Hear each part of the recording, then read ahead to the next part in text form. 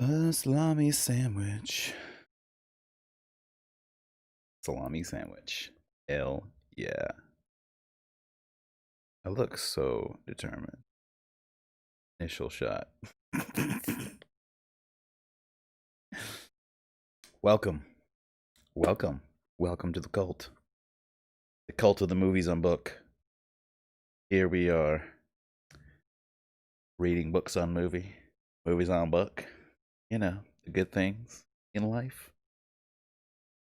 My official fez for the movies on book cult.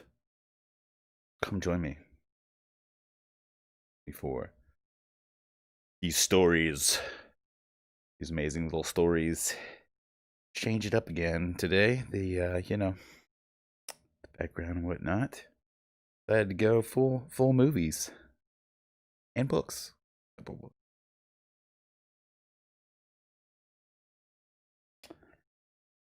Yeah, the life's been good. For some stories, the about to get interesting here. The chapter 10 is going to be some more perspective from Gizmo, and there's even some conversation between Gizmo and Spike. This is gonna be fucking cool.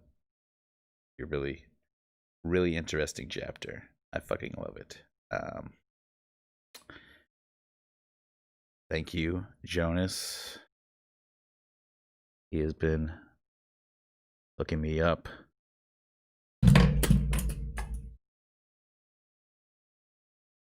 Dropping shit over there.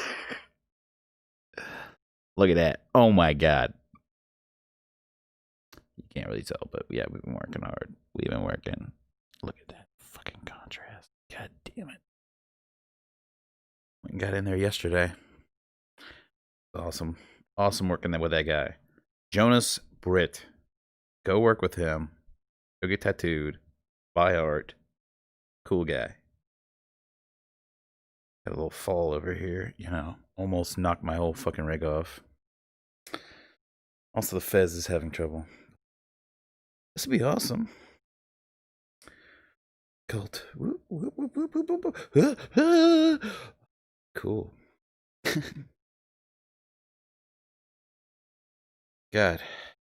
Wish I had a V8.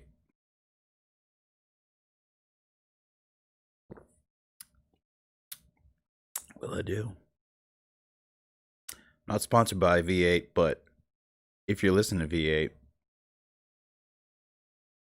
I will take your money. I will do official commercials for you because you're delicious. I would have to get a better can that shows the label on the outside. Yes, Julie, my hair looks amazing. Really good. Like, killing it today. It's... Thank you for the color. God. It's fuchsia. It's on fire. Fusion fire. That's what the color is that we would call this. This is what we... Yeah, that's fusion fire. Yeah. That's what cool people would say. I'm like in a fart around, fuck around mood today, I guess. But yeah. So yeah, we had part 2 of the G-Lims last week. Had some fun. Enjoyed ourselves. These glasses are working out great. They can help me see today. But yeah. Without further ado, Chapter 10 of the Gremlins. It was ironic, Gizmo mused sadly. Once again he had become a pariah, if not an object of outright loathing. The process of alienation was a familiar one, but he had seen... Excuse me.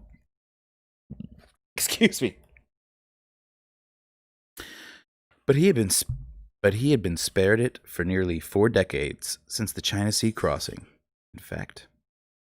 How strange it was that a gentle and adaptable creature such as himself should be subjective to prejudice only by his own species.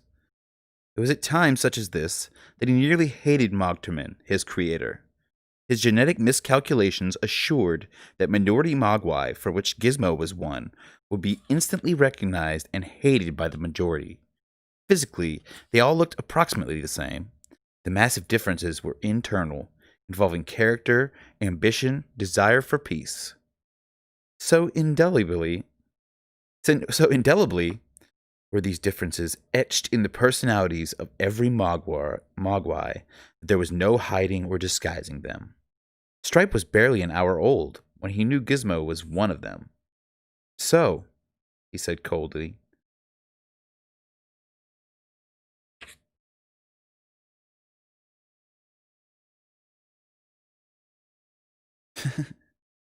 Stripe was barely an hour old when he knew Gizmo was one of them.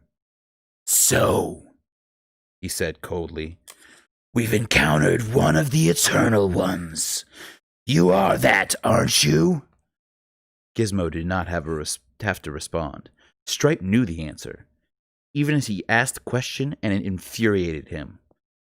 It's not fair that you should be allowed such a long life, and we such a short one, Stripe hissed in Mogwai words.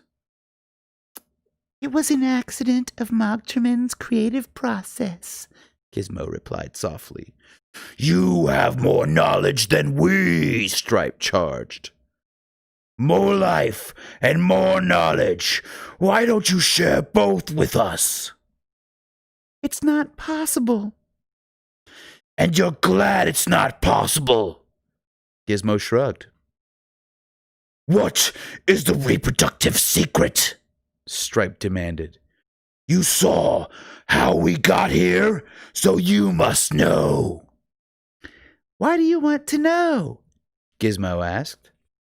We want there to be more of us. If we're doomed to short lives, at least we can spread our species, enjoy the company of our massed millions. It's not a good idea, Gizmo murmured. We'll find it out sooner or later, Stripe hissed. I won't tell you, Gizmo said firmly. Stripe balled his short fingers, pointed fingers into something resembling fists. I want to kill you, he said coldly, but I can't. Something is holding me back. It's the one responsible emotion Mogterman was able to keep in us, Gizmo explained. We're incapable of killing each other. You have other information we need, Stripe continued. There's something that can kill us in large doses, cause pain in smaller doses. What is it? You will find out soon enough. Chezwaba! Stripe rasped, swearing in Mogwai. Must mean fuck in Mogwai. Chezwaba! Why must you be so secretive? It's my only weapon. There is another thing we must find out, Stripe persisted. We are capable of becoming larger and more powerful. What causes that? I can't tell you. You can't, or you won't. I won't. It's foolish of you to withhold that. Why not use it for yourself at least? Because I would become one of the majority with a brief and violent life. We'll find out what it is, Stripe promised. It's a simple thing. Intuitively, I know that. It can elude us only so long. Perhaps much longer than you think, Gizmo countered. Perhaps it will elude you for your entire lifetime. Stripe ground his teeth angrily. Tell us now, and we'll go easy on your friends. No. When you change, you'll forget. I've seen it happen before. Very well, Stripe muttered. Be uncooperative if you want, but we're going to find out what we need to know to escape these puny bodies and create more of us. And when we do... Gizmo managed to face the infuriated Stripe with a determined look. I think you're going to spend the rest of your lives in this room under very careful supervision, he said evenly. My new master is a very responsible young man. He's absorbed the Chinese man's wisdom, and I seriously doubt he'll give you the opportunity to enjoy your wicked ways. As he recited the speech, Gizmo did not truly believe his own words, but they sounded persuasive enough. But there are the others, Stripe shot back. They will be careless, especially now that I've instructed my 4 partners to be judicious in their choice of pranks. Fortunately, your new master corrected the mess we made last night. Seeing that could put the others on their guard, but now they will let us roam free. Gizmo sighed. What Stripe said was probably true. His only hope was that time was on his side, that these new Mogwai would expire in captivity before they could do any damage. A few hours later, a smiling Stripe trundled into Billy's room and shook Gizmo awake. Floor is dead, he said simply. Now there are only 4 of you, Gizmo replied. Why does that seem to make you happy? It's the manner in which he died, Stripe said. Ever since we arrived, I felt an instinctive fear of the occasional flashes of bright light we've been exposed to. This afternoon, when the lady let us explore the house, Clore went onto the back porch and was locked out. Before he could get back in, the sunlight destroyed him. So now we know an important secret of staying alive, which explains why this room is so dark. Gizmo sighed. Yes, it's true. My intuition tells me there are 3 mysteries I must solve. And one is solved already, Stripe gloated. Next, we must find out how we can reproduce. Third, we must learn how to become more powerful. Are you sure you don't want to tell me everything now and save us both of us a lot of trouble? I'm sure, Gizmo replied. All right, Stripe said, his eyes narrowing. When we find out on our own, it will make what we do even more enjoyable. And all you'll be able to do is stand by helplessly. With a sneer, he curled himself into a ball and closed his eyes. He was soon asleep, but Gizmo, his mind racked with memories and fears for the future, found no solace in the rest of the afternoon. Boy, you really are a jerk, Gerald smiled as Billy set about preparing his change drawer for the day's work. He didn't bother asking what had been done to deserve the epithet, since it was obvious Gerald was going to tell him. The puzzling thing to Billy was why Gerald had waited until Kate had gone on an errand to start haranguing him. Usually he enjoyed having an audience. Just give me the bottom line, Jer, he said now, noting with satisfaction that his nemesis still flinched with anger whenever he used the nickname. Okay, Gerald laughed. The bottom line is, you really are a fool for standing up, Kate. Did she tell you that? Not exactly, Gerald said. I was in Dory's last night about 11. Kate was there, so I asked her if she needed a ride home. She said, no thanks, Billy was coming by. Fortunately, I've been a very tough and persistent customer. Otherwise, I'd have taken no for an answer and slunk home, but not Gerald Hopkins. I hung around, and she waited, and the madder she got, the sweeter I talked. Boy, she let me drive her home. Boy, she must have really been stranded, Billy retorted. Gerald ignored it. Anyway, he concluded, now that I've broken the ice, anything can happen, and I aim to see that it will. Maybe when Kate comes back, Billy said with a smile. I'll say that you told me it already has. The retort caused a Sudden rush of fear to glaze Gerald's eyes. Then the fearful expression was superseded by one of craftiness. No, you wouldn't say that, He said confidently. that would hurt her, and you too much of a jerk to do that. Beware of wounded animals, Jer, Billy replied evenly. Kate returned soon after that, but owing to a rush of early customers, there was no opportunity to talk. Not that she seemed so inclined, staring only at the customers in a business-like manner. Then in mid-morning, Billy's depressed mood was exacerbated by the appearance of Mrs. Deagle, who pushed her way to the front of the line so she could go directly to Billy's window. After dropping her deposit slip silently in front of him and watching him enter it, she smiled wickedly. I thought you might be interested in knowing that I've set a little trap for your nasty dog, she said. A trap, Mrs. Deagle?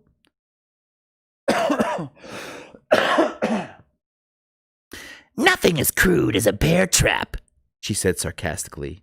They're illegal, and I respect the law, even if you and your mutt don't. No, my trap is a lot subtler. I doubt if he'll even know when it happens. But don't be surprised if he starts acting kind of, well, let's say, crazy. What have you done? Billy demanded. You'll find out, she said. I know it's going to work, because I went to a lot of trouble. It wasn't easy finding someone who hated dogs as much as I do, especially someone who's invented a perfectly wonderful way to destroy them from the mind out. I could have you arrested, Billy said angrily. In fact, Mrs. Deagle. She interrupted him with a loud gasp, enough to draw the attention of Gerald Hopkins and Mr. Corbin. Oh dear, she added, half smiling when she noticed they were already on their way to her rescue. What is it? Gerald demanded. This young man accused me of trying to cash a bad check, Miss Deagle stammered, her acting very hammy, but obviously believable to Gerald. He threatened to have me arrested. Is that what you said, Peltzer? Gerald said coldly. Without giving him a chance to answer, Mrs. Deagle turned to a man behind her in line. Didn't you hear him say he'd like to have me arrested? She prompted. The man, a comparative newcomer to Kingston Falls, was not intimidated by her impetuous attitude. He didn't say he'd like to, he replied. He said he could. That's bad enough, Gerald interjected. What did Mrs. Deagle say? Mr. Corbin asked. I don't know, the man replied. Her back was towards me, so I could only hear this side of the conversation. I demand an apology, Mrs. Deagle sputtered. As a matter of fact, I demand that you fire this impudent loser. He's no good to this bank anyway. Mr. Corbin hesitated. His expression seemed to imply that even if Billy were not guilty of insulting the woman, this might be a good opportunity to fire him. Young Hopkins had seen after him for several days, denigrating Peltzer and his work every time she had the chance. She threatened to put out a bear trap for his dog, Kate interrupted from the next window. I heard the whole conversation. I said no such thing, Mrs. Deagle retorted, horrified. Then why did I enter the check for deposit? Billy asked, regaining his composure. If I thought it was a bad check, why would I have done that? Mr. Corbin nodded slowly, looked at Mrs. Deagle. Clearly the burden of proof had switched from Billy to her. I did not say I put out a bear trap, Mrs. Deagle stammered. It's another kind of trap, I mean. A long pause followed. Then Mrs. Deagle reached forward to grab her deposit slip. Never mind, she said.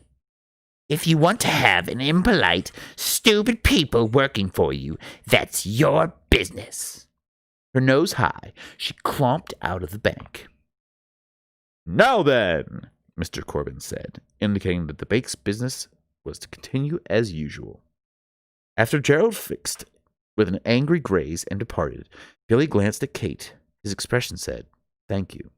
Her response seemed to say, "You're welcome, but I did it only out of interest of justice, not for you." Nevertheless, at the end of the working day, she did not seem particularly hostile when Billy caught up with her as she left the bank. At least she didn't call for a cop, Billy thought. "I'd like to tell you what happened last night," he said. "It's not necessary," she replied.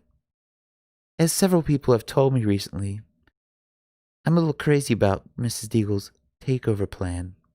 It's foolish of me to think everybody was as concerned as I am, particularly late at night when it's nice and warm inside." "But I wanted to come meet you," he protested. "I was all ready to, and then something terrible happened." Her expression changed from skeptical to concerned. "Your folks are all right, aren't they?" He nodded. Beginning slowly, he said, "You're going to think this is the dumbest excuse you've ever heard, but I swear every word is true." "Go ahead," she said. As quickly as possible, he thought about the Mogwai dilemma, from the first appearance of Gizmo to the last prank of the 5 new animals. She listened without a single interruption, her expression interested but non-committal. "And that's it," he concluded. "Those Mogwai got me so screwed up, I just lost track of time." She smiled slowly. "You're right," she said. "That is the dumbest excuse I've ever heard." "But it's true. I swear it." "Listen," she said. "There's no disgrace in falling asleep. I do it all the time, but I must admit I'm very good about keeping dates." Trying desperately to think of some way of making his story more plausible, Billy heard the familiar voice that solved his problem. It was Pete. Ignoring Kate, the youngster grabbed Billy's sleeve and said in a bit breathlessly, "Come on. Mr. Hansen's waiting for us. Now look at one of those things now." "Don't you have to be a Christmas tree?" "Yeah, but Dad said I could do it later." "Would you like to see proof that I'm telling you the truth?" Billy asked, looking at Kate. She smiled. "If this were April 1st, I'd say no," she said. "But all right, let's go." They hopped in Billy's bug, now back among the living, and were at his house 5 minutes later. Lynn, waiting for him at the door, greeted Billy with a sad expression rather than her usual smile. "One of them is dead," she said. "Not Gizmo." "No, one of the new ones." She led them to the back porch, where a tiny flattened circle of fur was all that remained of the dead Mogwai. It looked like a football that had been deflated.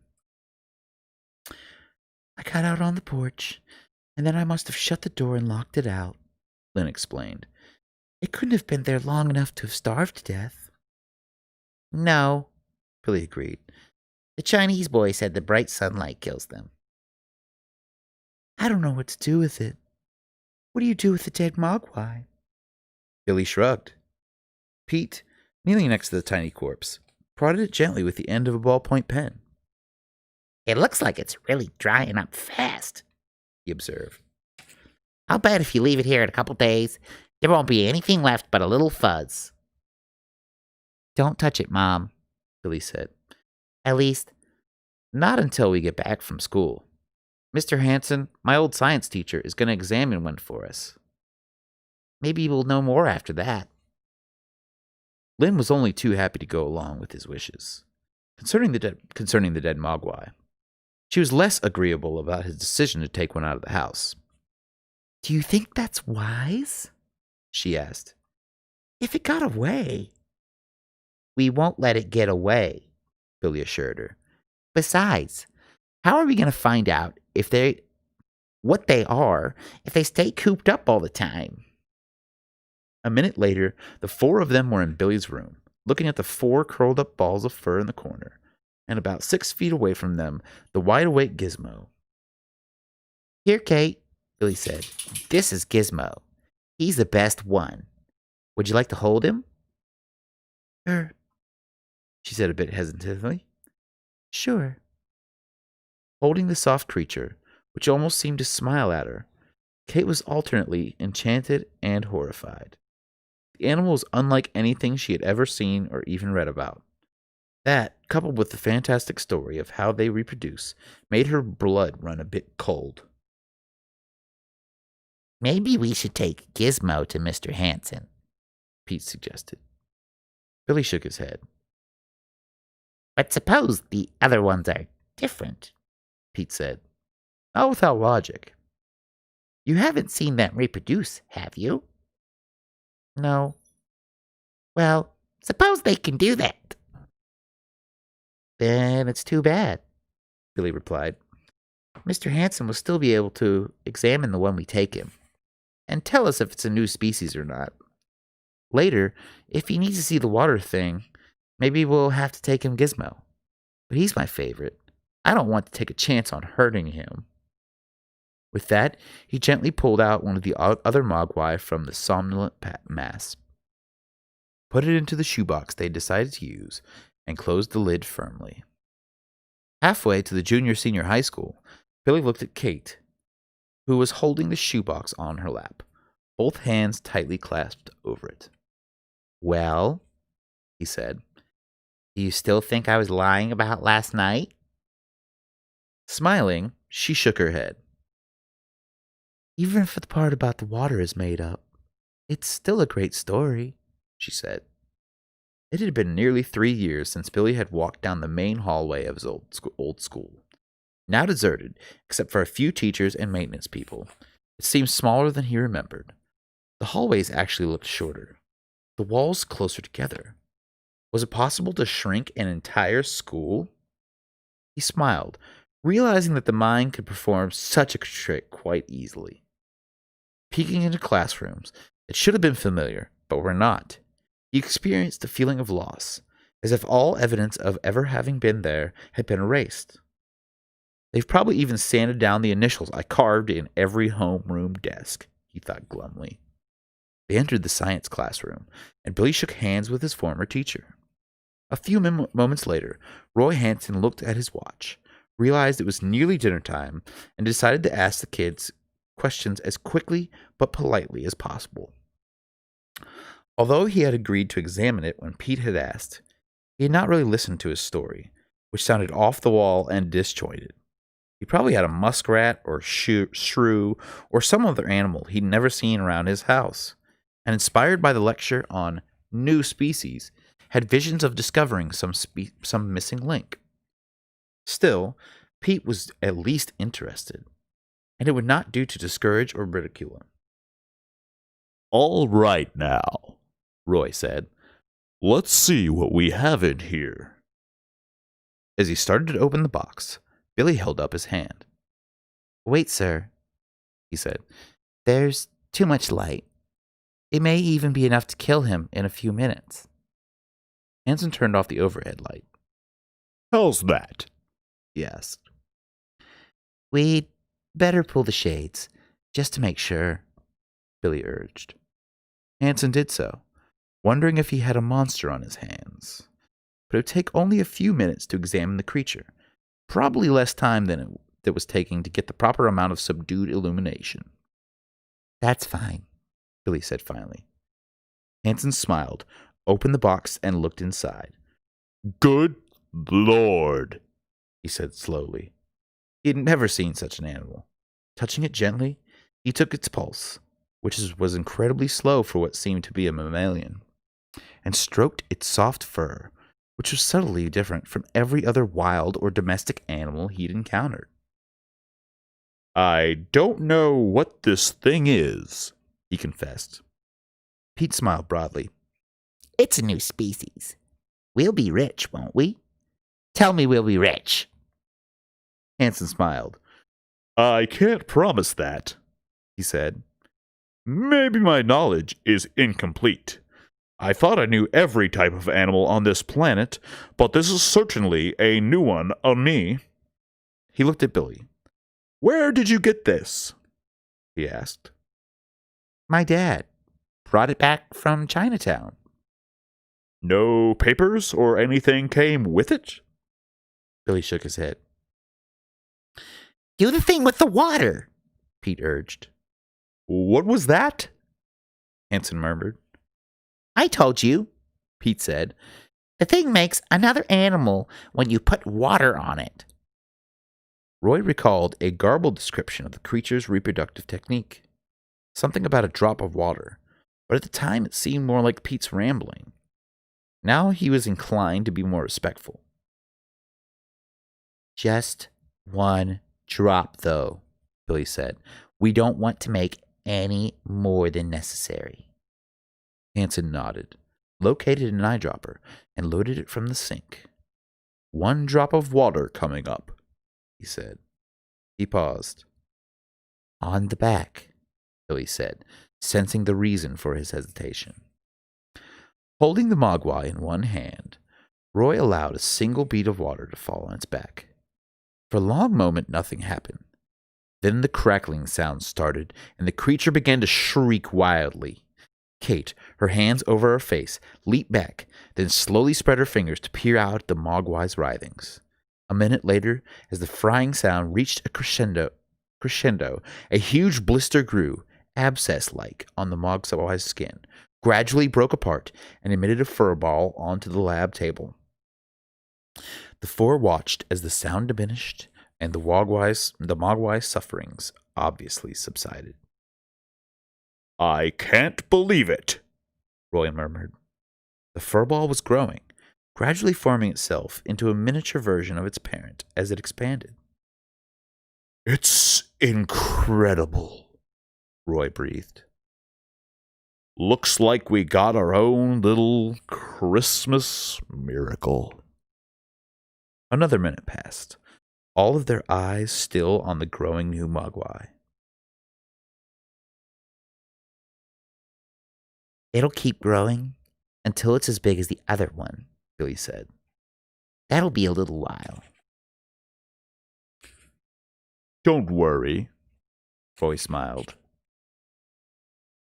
I was all ready for dinner when you folks got here. But I don't think I'll be eating soon tonight. What'll we do next? Billy asked.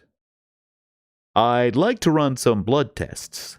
That may give me a lot of information. But why don't you take the old specimen home and leave the new one here? Sure, Billy replied. but please don't make any more of them, okay?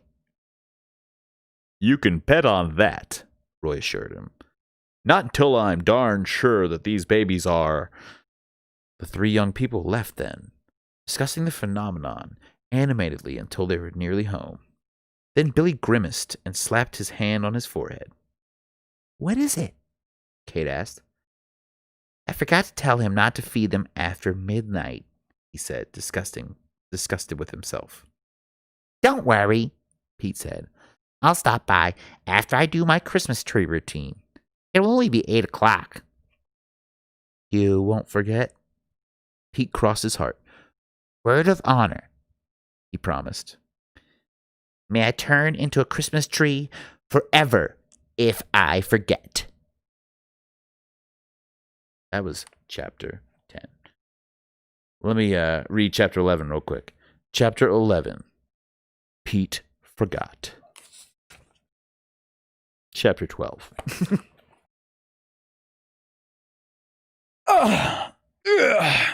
Yeah. Thanks, Julie. Yeah, it's now time where I can read comments. Thank you, Julie. The hair came out fucking amazing. Thank you for your help.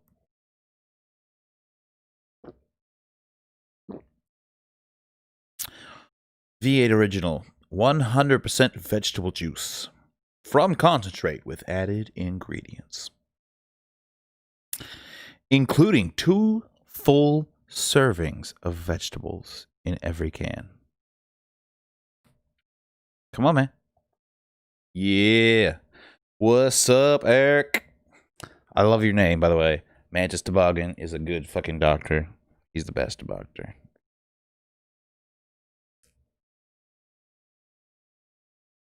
And V8. Serving size 1 can. There are 0 grams of total fat. Only 60 calories. Cholesterol. 0 milligrams. Total carbohydrates. 13 grams. There's a good amount of sodium. There's 920 milligrams. Total sugars. 10 grams. Includes 0 grams of added sugars and 3 grams of protein. Yeah, it's a fucking lot of sodium. It's not that great for you. 40% of your daily fucking value. I could crush like fucking 10 of these in a row.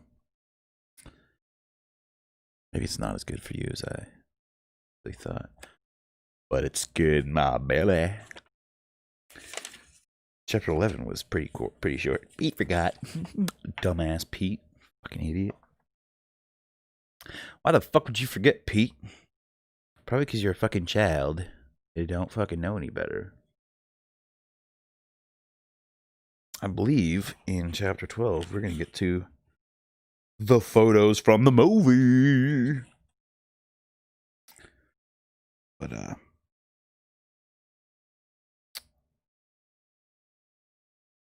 I'm going to have to, like, we'll take a break halfway through. We'll just take a break halfway through and check out the pictures. Check out the photos. The photos. It's some cool photos from these movies.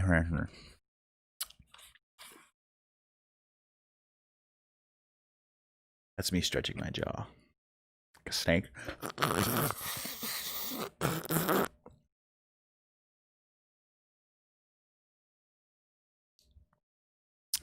That's how I eat things. Stretch my jaw. Chapter 12.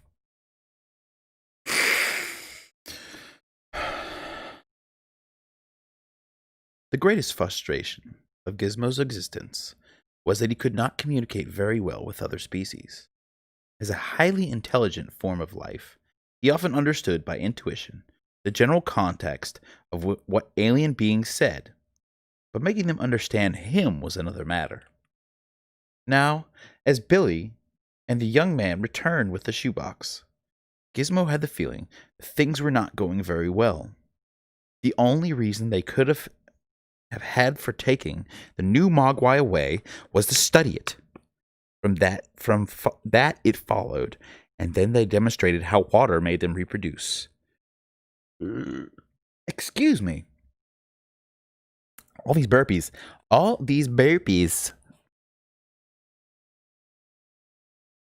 The Key and yes. Damn, Key and Peele. That was a good show.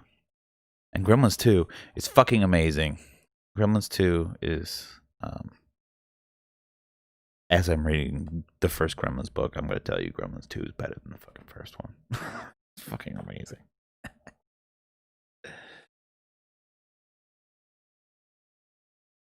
Ultimate 6 Fantasy, the Lady Gremlin. Oh, yeah.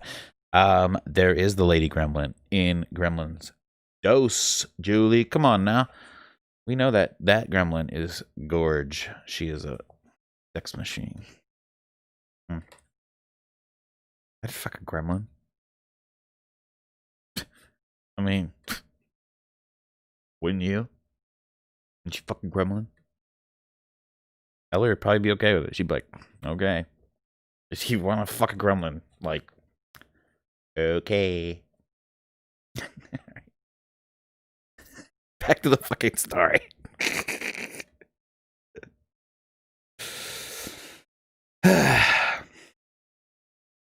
Now, as Billy and the young woman returned with the shoebox, Gizmo had the feeling that things were not going very well. The only reason they could have could have had for taking the new Mogwai away was to study it. From that, it followed that they had demonstrated how water made them reproduce. And from that, it was logical to assume that 1 minute after the specimen Mogwai rejoined his friends, all would know. Stripe would know. And then only one piece of dangerous knowledge could separate Gizmo, Billy, and the rest of the human race from possible disaster. Watching the moments of safety tick away as Billy approached the pile of sleeping furballs, Gizmo wanted to cry out, "Wait! Stop!" If only he could find a way to tell Billy that unless he segregated those 4 Mogwai from each other and from water, he was in danger of becoming one of the biggest jerks in the history of the world. But when Gizmo opened his mouth to articulate a clear and direct warning, nothing emerged but gibberish. Howie Mandel, you fucking suck, brother. Why don't you get the fuck out of here? I'm Gizmo now, son of a bitch. Howie Mandel, if you're somehow in this stream right now, Gizmo off, bro. Gizmo off. Someone get Howie Mandel in here. Get him in here. Gibberish.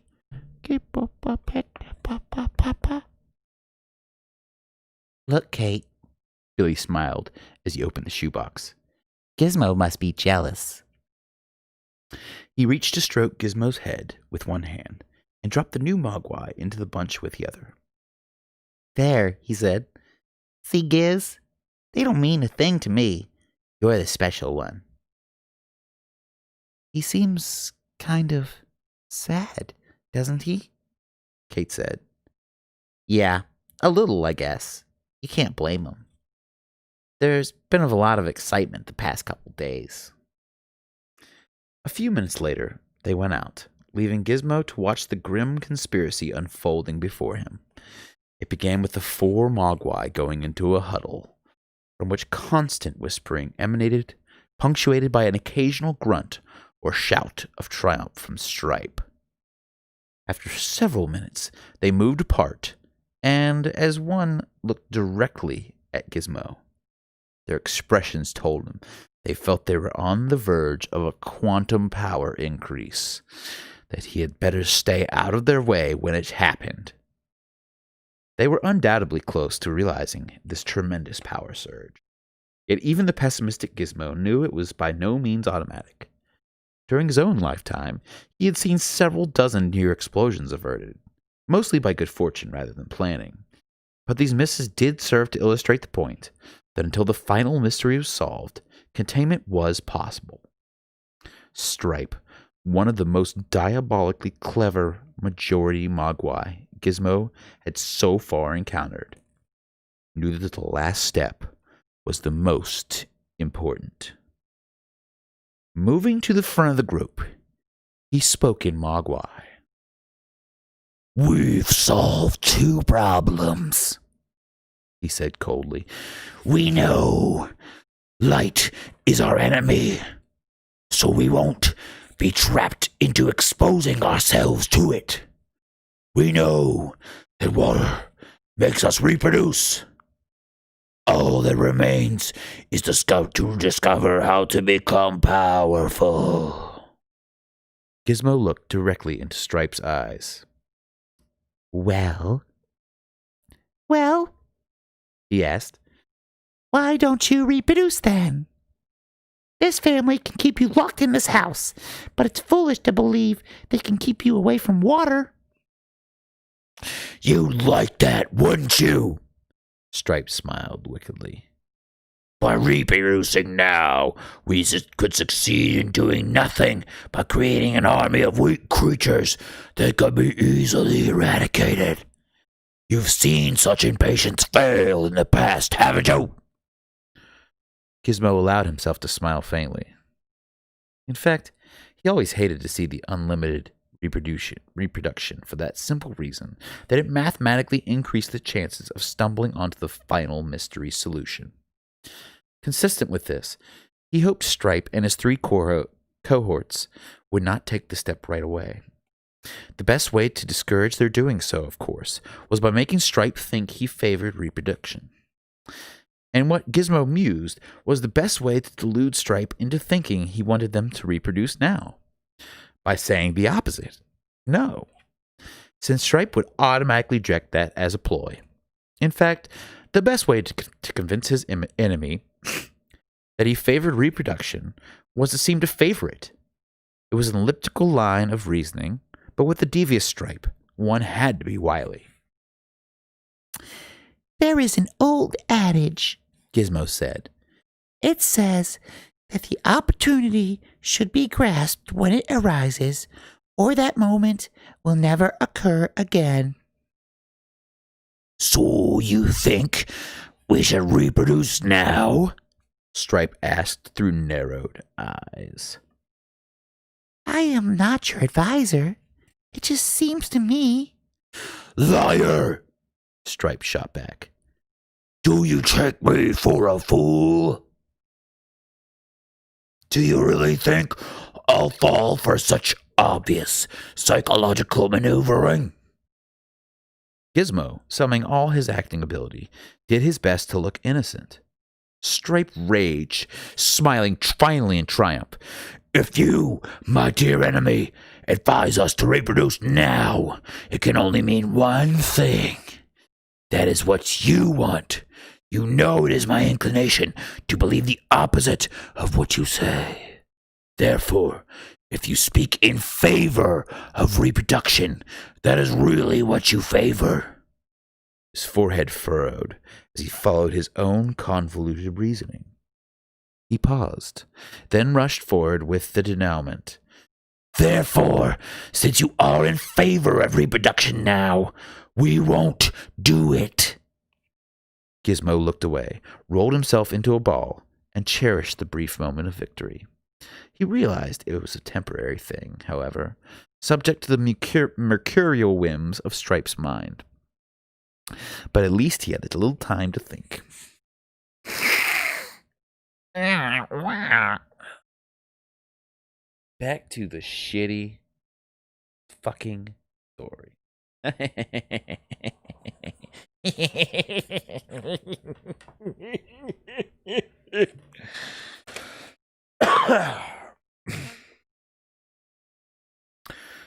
Roy Hansen hadn't slept for nearly 24 hours, thanks to Pink Fontaine and Billy Peltzer. He planned for his first sane Christmas in years, and now this. A biological find so stunning he was afraid to stop work for a minute, lest he'd lose his train of thought. Just analyzing the creature's blood, which ought to have been a reasonably simple matter, had been horrendously time-consuming. After extracting blood at least 24 times, which endeared him to the Mogwai to the point where it shrieked whenever he approached, he had concluded that the blood actually changed composition in response to atmospheric, temperature, and humidity changes. This meant that the creature was theoretically capable of living in nearly every climate imaginable. It made blood testing a monumental task, though. And blood testing would be a snap compared to finding out how the animal would reproduce via a single drop of water. "Don't worry, fella," he said, staring at the hostile Mogwai. "I'm going to solve your identity problem, and then you'll love me." It was 4 o'clock in the afternoon, and the building was nearly deserted. Tomorrow would be the last day of classes. Then Roy would have the entire Christmas holiday to study the animal. "I was really looking forward to spending some time with my girlfriend," he said to the Mogwai. "But I'd better get you while you're hot." Haunted by the idea that those kids could tell some television or newspaper reporter about the Mogwai and he would be lost in the shuffle, Roy worked compulsively and nonstop. Fortunately, he was used to such self-discipline, having worked 2 jobs while he was in college.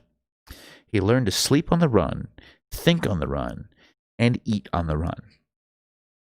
Knowing that he would be spending many long hours in the lab this evening, He had sent out one of his homeroom students out for some sandwiches.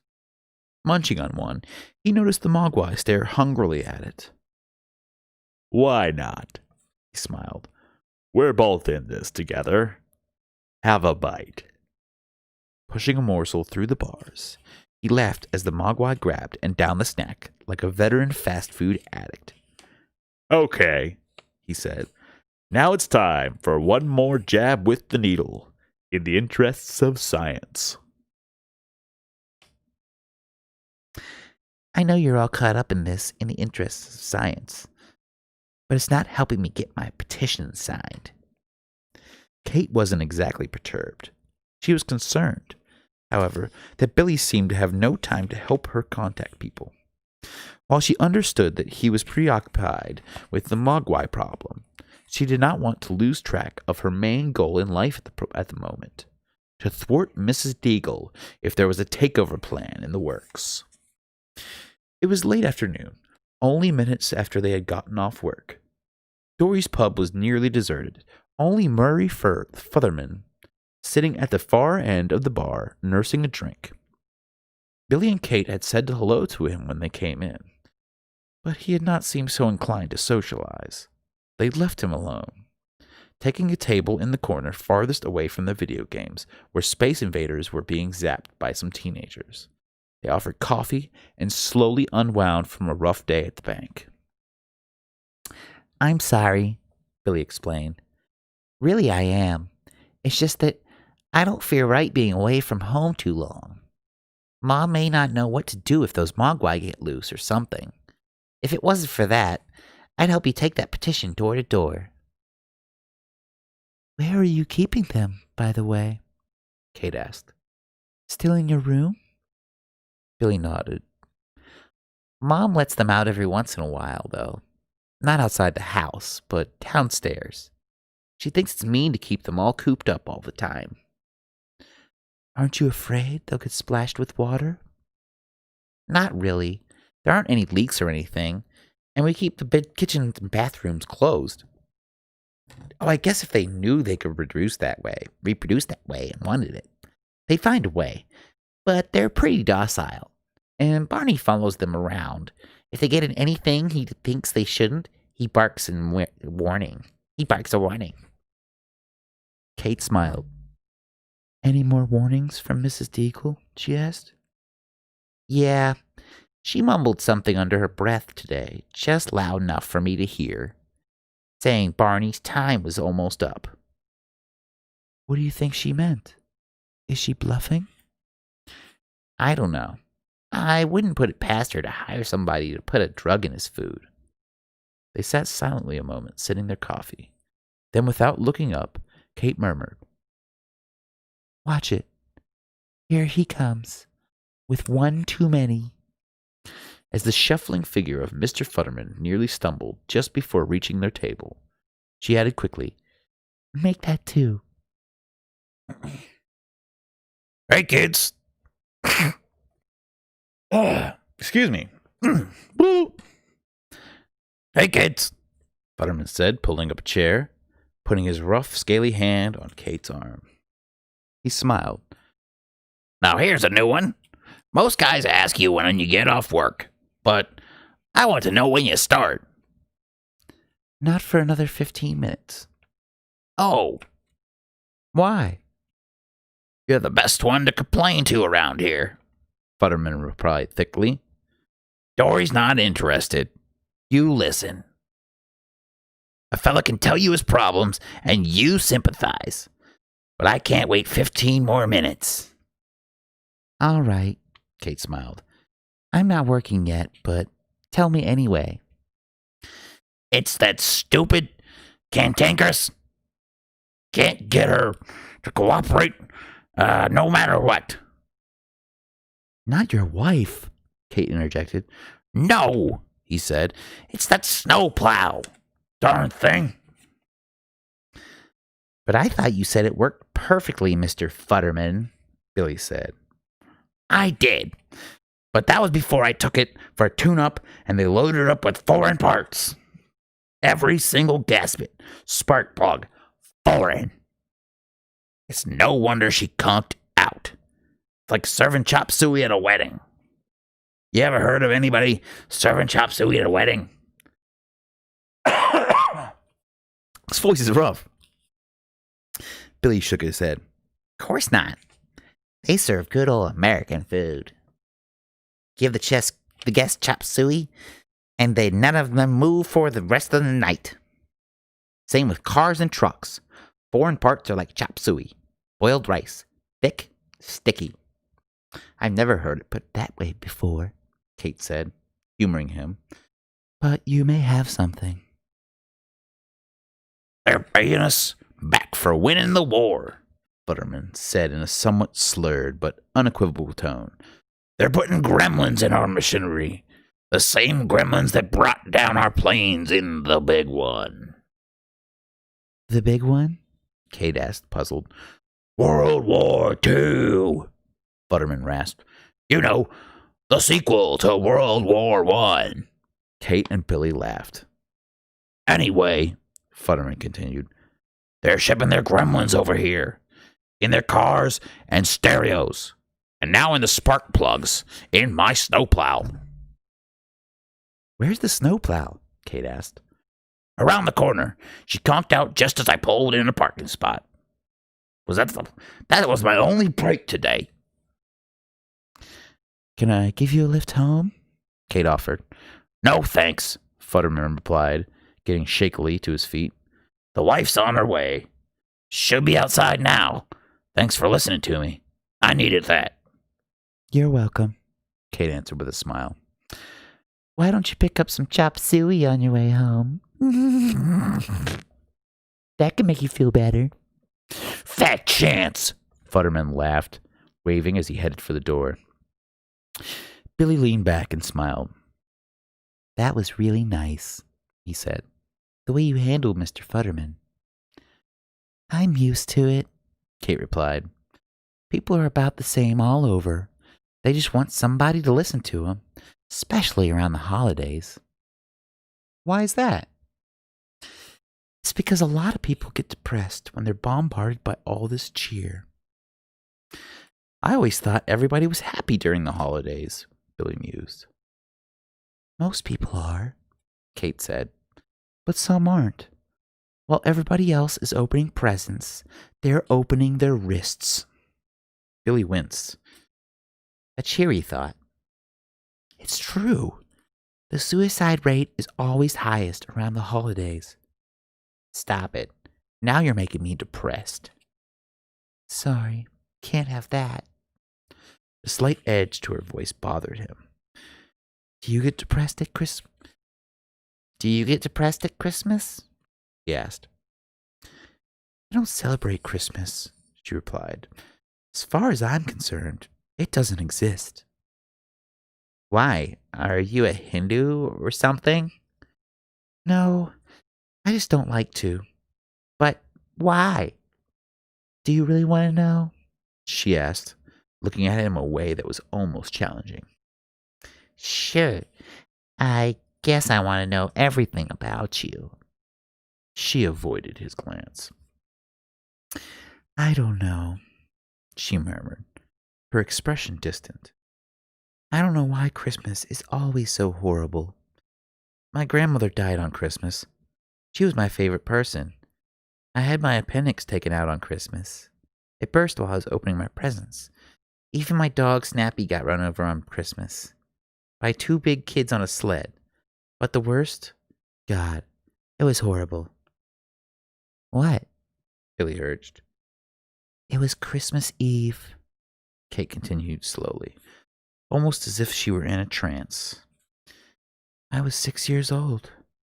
Mom and I were decorating the tree, singing carols, happy, excited, waiting for Dad to come home from work. She paused, took a brief, deep breath. A couple of hours went by, then more. Dad wasn't home. Mom called the office. No answer. Then it was past the time when the stores were closed. That's when Mom and I really started to worry. Billy waited, dreaded hearing the rest of the story, yet impatient for her to continue. Anyway, he stayed up all night. He didn't come home. Christmas Day went by like an eternity, and still nothing. The police began a search. A week. 2 weeks went by. Mom was close to a nervous breakdown, and neither of us could eat or sleep. Then, one night in January, it was snowing outside. House was freezing cold, so I tried to start a fire. That's when I noticed. Noticed what? Billy muttered. The smell. The fireman came and broke through the chimney top. Mom and I were expecting them to pull out a dead bird or a cat. Instead, they pulled out my father. Billy, eyes wide, gulped. He was dressed in a Santa Claus suit, Kate continued. He had been climbing down the chimney on Christmas Eve, his arms loaded with gifts. He was going to surprise us, but I guess he surprised himself. He lost his footing, slipped, and broke his neck. He must have died instantly. At least he didn't suffer long. His body just stayed there, lodged in the chimney. Anyway, that's how I found out there was no Santa Claus and why I don't like Christmas. No fucking shit. Holy shit. It's like the worst fucking... She got shit on for Christmas. Fucking shit on like 10 fucking times. Holy shit. Billy's chilled expression softened as he noticed a moistness in hers. That's terrible, said Billy. He reached out and touched her hand. Kate sniffed, then smiled. She gave Billy's hand a squeeze. Anyway, that's my own little Christmas carol that I tell people when they ask me why I don't like Christmas.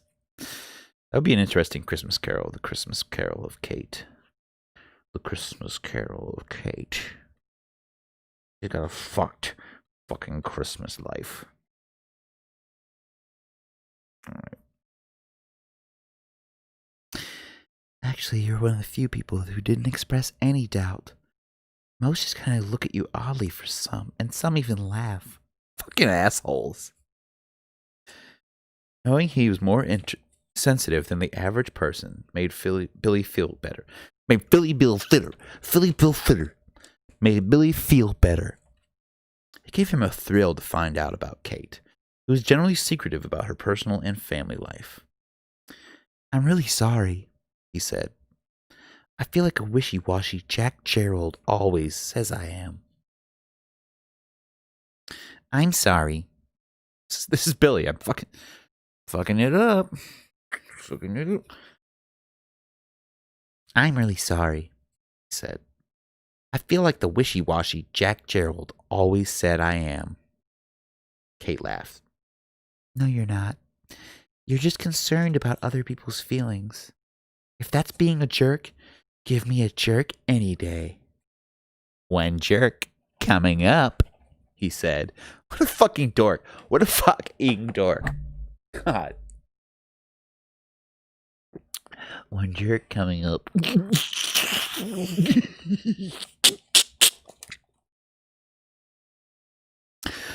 Stripe's mind was made up.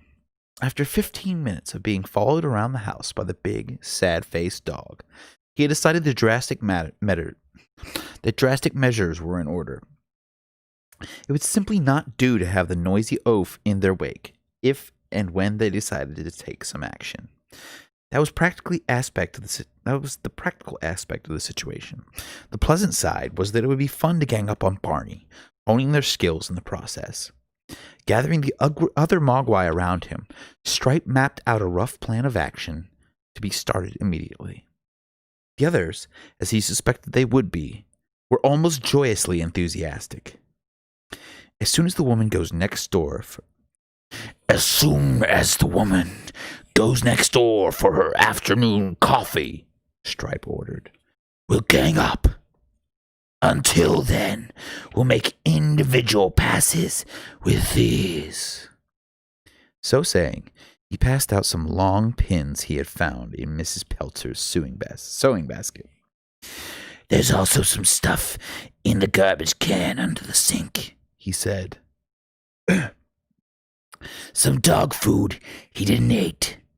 You two chew that up into some soggy paste and then drop it around so it'll look like he vomited. Lynn Peltzer started noticing Barney's unusual behavior soon after lunch. Every once in a while, he would let out a yelp, which seemed no logical cause. The Mogwai were out, but none of them appeared to be molesting Barney in any way. The worst incident occurred about 2 o'clock. Barney began to cry, yipped several times, then came rushing into the living room, his snout covered with the remains of his breakfast.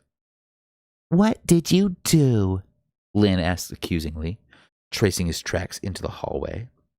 She had no trouble spotting the huge splash of vomit dripping down the wallpaper. Her new wallpaper. What's going on? She shouted at Barney. Why can't you just barf on the floor like other dogs? Why am I the one with a projectile vomiter? Shooing Barney away, she set to work cleaning up the mess. As she busied herself, Stripe took the opportunity to silently congratulate his cohorts, and their arms across each other's shoulders like football players in a huddle whispered another plan to them. Had anyone been able to observe them in action, one might have described the four Mogwai's movements as almost balletic. So well coordinated they were. While two of them distracted Barney at a discreet distance, a third leaped into a chair, and with one great swipe, ripped out a section of the cake Mrs. Peltzer was icing. Then, as he moved with it towards Barney, Stripe grasped a chair and rattled it noisily against the floor. That signaled the two Mogwai on Barney's flanks to feint towards him, causing the dog to scrape his claws loudly against the tile floor. What's going on in there? Lynn called out. As Barney turned towards the sound of her voice, the Mogwai with the iced cake chunk let the dog have it full on the mouth. Chuckling silently, the four scampered out of the kitchen as fast as their little legs could carry them. Gotta skip the pictures real quick. We'll come back to the pictures. We will come back to the pictures, my friend. The picture was self-evident when Lynn entered the kitchen. Her cake mutilated, the crumbs and icing still on Barney's chops, and not another soul in sight. What's come over you? She cried. Tossing the cake in the garbage, she banished Barney to the basement, but was careful not to lock him up.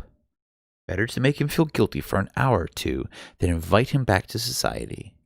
It was quite possible, after all, that his strange antics were the result of a virus or some temporary disorientation. Dogs and even Mogwai, after all, were not that different from human beings. An hour later, while Lynn Peltzer was next door, Stripe led his troops to the gaily decorated Christmas tree in the living room. Working swiftly, three of them began unwinding several strings of light, while the fourth grabbed strands of tinsel and smaller ornaments. Then, all pushing together, they upended the tree and dragged it back and forth across the room, leaving a wake of shattered glass ornaments and broken limbs. Now, quickly, Stripe ordered, leading the way to the basement door, which was slightly ajar. The four Mogwai bounded down the stairs, still carrying their strings of light and tinsels. Barney, curled in the corner next to the oil burner, leapt to his feet, his eyes flashing. Fanning out, the Mogwai approached the snapping and snarling dog like Roman gladiators, armed with net and trident stalking their prey. Barney, hampered by fear of actually hurting them, could do little more to try to avoid them. For a brief while, spinning like a top or a mad dog chasing his tail, he was able to throw off the light cords nearly as fast as they were deposited on his back. Then a snag developed. One of the light strands caught under his ear, just as another encircled his paws. The Mogwai, meanwhile, kept up a busy barrage of jabbing needles. Soon Barney was thrashing on the floor, completely and hopelessly enmeshed in the light cords. By bending over the ends and making double loops, Stripe made certain the dog would never be able to get out without human help. Now let's go, Stripe cackled. It's up to Billy's room and to sleep. Rand Peltzer, knocking off early that afternoon in order to grab a few hours sleep prior to the final pre-Christmas selling trip, walked into the house within several seconds of Lynn's reappearance via the back door. She heard his scream and the basement struggles of Barney at the same time. Looking through the open doorway, she saw the dog on the second from the top step, his front paws knotted together as if in prayer, his eyes wild and frenzied, teeth bared as he tried to tear loose from the light cord bondages. "What the heck happened?" Rand asked. As Rand rushed into the kitchen, Lynn caught a glimpse of the Christmas tree lying on the side of the living room. Putting the grim puzzle together from opposite ends, Rand and Lynn shook their heads simultaneously.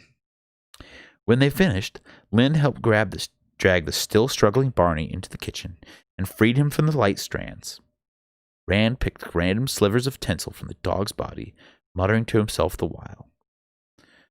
How did you get this thing wrapped on so tight? Lynn asked, shaking her head. Must have gone crazy, Rand said. Lynn was describing Barney's erratic behavior all that day when Billy entered. As he heard about the yelping, vomiting, cake stealing, and apparent kamikaze mission against the Christmas tree, the concern in his eyes grew to something resembling panic. Rand, searching for a reasonable explanation, said, He's probably just trying to get attention away from those Magua things. Jealous, you know. As a matter of fact, I wouldn't be surprised if those little devils goaded him on. No, Lynn murmured. They weren't bothering him. They'd been sleeping upstairs most of the day. It's Mrs. Deagle, then, Billy said sharply. It's got to be her. Mrs. Deagle? Lynn said. She's had him drugged. She told me she would, and now she's done it. That's crazy, Rand murmured. Why would she want to do that? Because he rubbed against her ceramic snowman and caused its head to fall off. It was loose anyway, but that didn't matter to her. She's just looking for people and things to hate. Now, Billy, Lynn cautioned, we can't point our finger at anybody, not even Mrs. Deagle. But she threatened Barney. Kate heard her. Well, that's not enough proof, son, Rand said. There aren't even any new footprints in the snow around the house. Doesn't matter, Billy replied. She's got enough money to hire a real pro. I hear there are people who can be hired to do that, to drug or poison pets. Rand shrugged. Maybe it would be a good idea if I dropped Barney off by your mother's house, he said, looking at Lynn. It's on the way to Millersville Mall, where I've got that sales meeting. I could leave him and bring him back for Christmas. Billy nodded. I'd feel a lot better if you did that, Dad. Okay, it's settled. Giving Barney a pat on the head, Rand stretched and started unbuttoning his sweater. I'll see you in a while, Pooch, after I grab me some shut-eye. As he left the kitchen, Barney padded after him. Lynn put her hand on Billy's arm. Try not to worry, she said. I'm sure it's just a one-day craziness. Humans fly off the deep end once in a while, and then they're perfectly normal. Why shouldn't animals? Billy nodded. He knew she was probably right, but he couldn't help feeling better with Barney out of the house.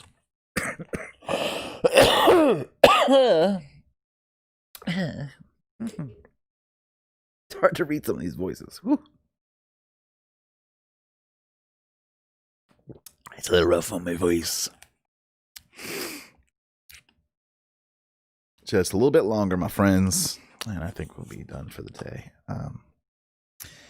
Yeah, these voices are particularly rough. Particularly.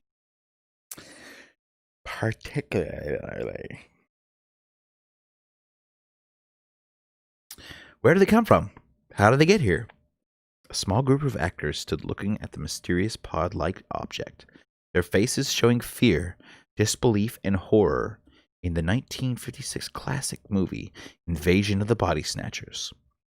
Because it was one of Billy's favorite old-time horror films, he glanced at the screen only occasionally, usually when the sveltly gorgeous Diana Winter was visible. Otherwise, he just listened, concentrating on his artwork. The movie, which began at 11 that night, had barely started when the 4 new Mogwai stirred from their long sleep and began to grumble for food. Billy tossed them a handful of chocolate candy kisses, which they proceeded to down, foil and all, in a matter of seconds. A minute later, the begging sounds started up again with renewed urgency. Billy looked at the clock. It was 11:30. There was time enough to feed them before midnight, but he was too lazy to move. Forget it, fellas, he said. You had a good dinner a few hours ago. Go back to sleep, and we'll take care of you in the morning. His reluctance to move caused a crescendo of group consternation. But a minute or two later, they quieted down, apparently having decided their pleas were being ignored. Roy Hansen looked at his watch and sighed. It was nearly midnight, and he could still not identify several main components of the Mogwai's blood. As a result, both he and his subject were angry and exhausted. Hansen from scientific frustration, the Mogwai from the numerous irksome injections. "No doubt about it," Hansen murmured to the creature, who glared at him from the farthest corner of his cage. "You and I are getting on each other's nerves, all right. Maybe it's time to knock off."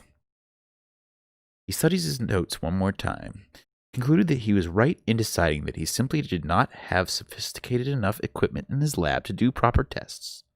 Tomorrow, or the day after, or whenever the restrictions of Christmas allowed, he would take the Mogwai to a bigger lab and run more tests.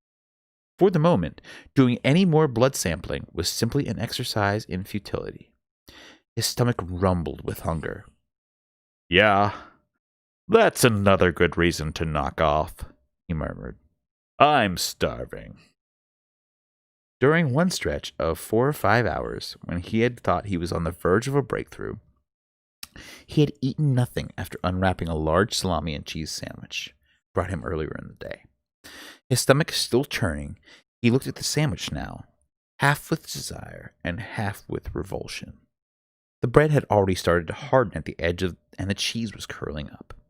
He lifted the top slice of the bread, exposing lettuce, rapidly turning limp and brown, and off-white sauce. But hadn't he ordered no mayo? Insinuating itself like glue between the soggy leaves and slices of soft, now quite warm meat. "No thanks," he muttered, dropping the bread onto the foil wrapping. "I'd like to have some real food." The heavy smell of food, albeit rapidly aging, sent the Mogwai into near contortions in its cage. Whining louder and louder, it grasped the bars like an angry and penitentiary inmate, hopping up and down and accompanying itself with verbal gyrations that were alternately plaintive and angry. Hansen regarded the animal with a sympathetic glance. "Hey, I guess you are hungry at that," he said. "You're welcome to the sandwich, although I don't guarantee it." With that, he slipped the sandwich, foil and all, through the bars of the cage. When he left the lab, he'd hear the Mogwai attacking the sandwich with an undisguised, gleeful gluttony. Stripe was hungry, perhaps even hungrier than the others. While they had slept peacefully, he had lain still, his eyes closed and planned. With the dog gone, just an hour ago he had heard him barking as Rand put him in the car. Their options were greater. If the man stayed away a while, that reduced the odds against their eventual success even more. The problem was that he could not figure out how they were to get out of the house. Assuming someone could carelessly leave a door open, would the sheer weight of their numbers be sufficient? Stripe did not want to count on that any more than he wanted to count on the door or window being left open. If he could just increase our size, he thought. He knew there was a way. He did not know why he knew, and how the growth could be brought about. But his sense of instinct was strong. That instinct told him to wait, but not long. Perhaps 2 days, no more. In the meantime, he was still hungry and infuriated that the one called Gizmo, called his master, was too lazy to walk downstairs and get them something. They had tried moving with the pleas and threats, but to no avail. What other form of persuasion was there? The young man seemed absorbed in the flickering box with the small people inside it. Like so many other things in the house, seemed to operate through a wire struck through the wall. Stripe recalled that while studying the Christmas tree prior to making such a fool of the dog, he had pulled the cord's end from the wall, an action that had caused the lights to go out. Was it possible the entertainment box operated in the same manner? He looked across the room, saw the black cord from the box disappear behind Billy's desk. Several feet away, near the baseboard, the same cord, or one that looked very much like it, was struck in the wall. Stripe decided they must be the one and the same. Pulling the plug from the wall would certainly get the young man's attention. If inconvenienced, he might have the sense to get them something to eat. With that strategy in mind, Stripe detached himself from the group and slowly worked his way over to the cord. Grasping it, he cocked his ear towards the television. Miles, Dana Winters cried. A long pause followed. Stripe cursing silently, waited. Had the young man turned down the sound, or was it merely a dramatic pause in the action? Miles, Dana Winters said again, followed by more silence. Well, I can't wait here forever, Stripe murmured. With that, he wrested the plug from the wall and as quickly as possible snuck back to the group. Nearly a minute passed, then dialogue from the box told him it was still operating. Stripe, gnashing his teeth, rolled over and tried to sleep. When his rumbling stomach would not allow it, he decided to have another try at oral persuasion. Shaking his cohorts awake, he told them to really let him have it, and went in the whining, threatening chorus himself. Before long, Billy turned his attention from his drawing to the group. boy, you guys are terrible, he said. Remembering the times in his life when he had been really hungry, he looked at the clock next to his desk. It was said 11:40. All right, he said, standing and shutting off the television. But it'll have to be quick. In no time at all, he raced to the kitchen, found a batch of leftovers, and returned to the room. The mogwai devoured everything so quickly, Billy didn't even bother looking at the clock. As he balled up the big piece of foil which he had served it to them, he suddenly realized Gizmo had been shortchanged, but he was too tired to be the good guy anymore tonight. He's sleeping anyway, Billy rationalized, turning off the light and literally falling into the bed.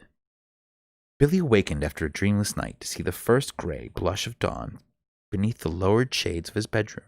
Instinctively, he looked at the clock. It said 11:40. A warning alarm started to jangle in his mind. It had a semi-human intonation, but it wasn't a person's voice. 11:40. Ta ta yeah yeah yeah ta yeah. Ta ta ta yeah ta ta yeah ta ta. An old prison movie with a yard filled with men screaming ya ta ta ya ta ta ya ta ta. Now only one voice, a falsetto ya ta ta.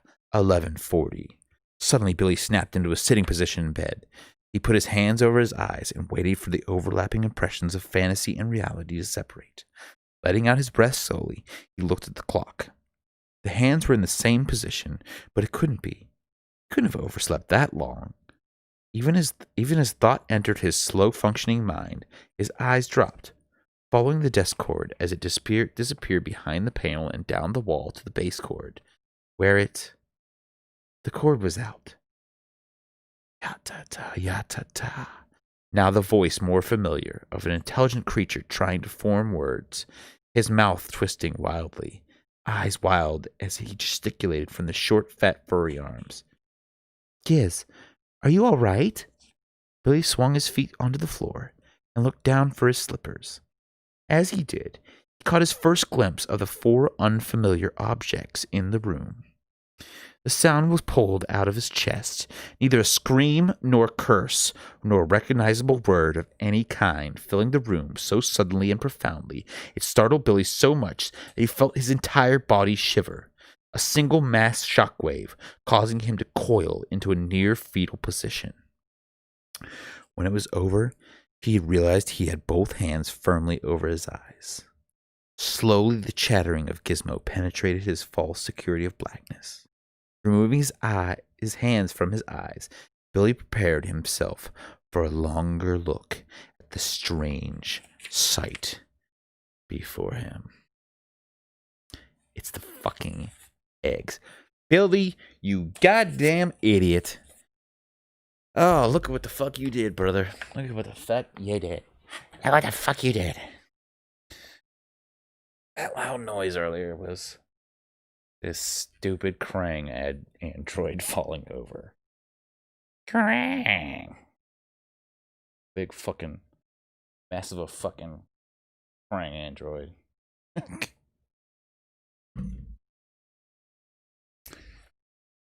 Now, as promised, can't be being that liar.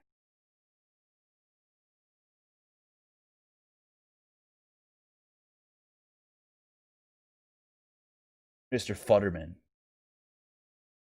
with the snowplow mysteriously coming to life. This is the part where, in a movie, where Mrs. D is about to get killed by the Gremlin. Stupid bitch. Maybe you shouldn't have been such a fucking bitch.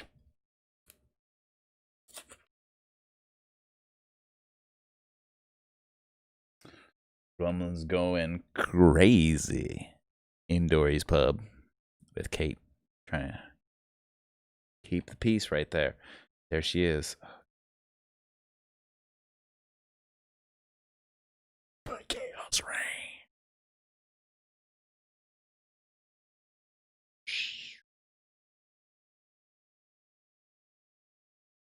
Them running away.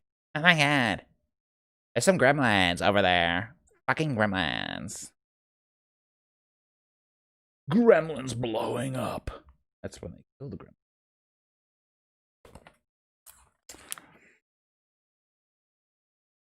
Here's Billy. Right? Billy. Billy! Billy! And here's the old man taking him back. See, this just takes away the fucking story. Steals from the story. They're quite dizzying.